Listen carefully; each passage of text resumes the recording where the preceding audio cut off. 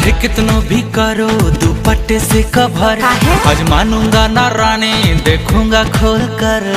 देखो ऐसे मत बोलो। चाहे कितनो भी करो दुपट्टे से कवर, अच्छा? आज मानूंगा ना रानी, देखूंगा खोल कर।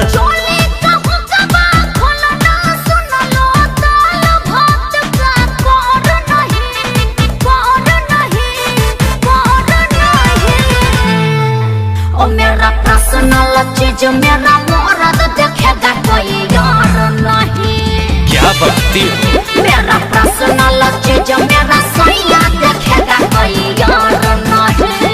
तो हम क्या करेंगे? हम समझे।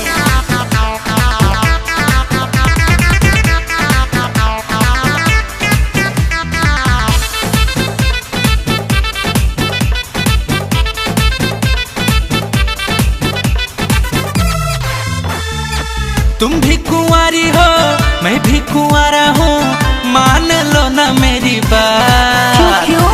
ये मजा मिलेगा ना शादी के बाद। चल जा जा, लग जाएगा चस्का, ये सिक्का है डर, मेरा भाई है हर कर देगा मर्डर, देगा मर्डर। चाहे कुछ भी हो जाए अब किसी से हमको डर नहीं, डर नहीं। अच्छा तो सुन लीजिए, ओ मेरा पर्सनल चीज मेरा मर्द देखेगा कोई और नहीं। अरे ऐसे ना बोलो। मेरा पर्सनल चीज मेरा सैया देखेगा कोई और नहीं।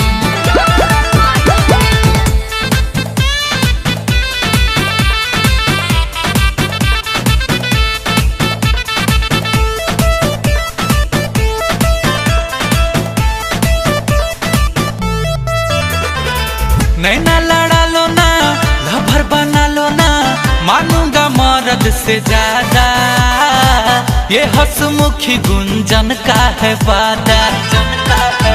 बस देख कर मना नहीं पड़ेगा मन, नहीं छूने को मिलेगा गोरा बदन, गोरा बदन। लभर तोहार होई हमारे हक बा, छुएगा तुझे कोई और नहीं, और नहीं।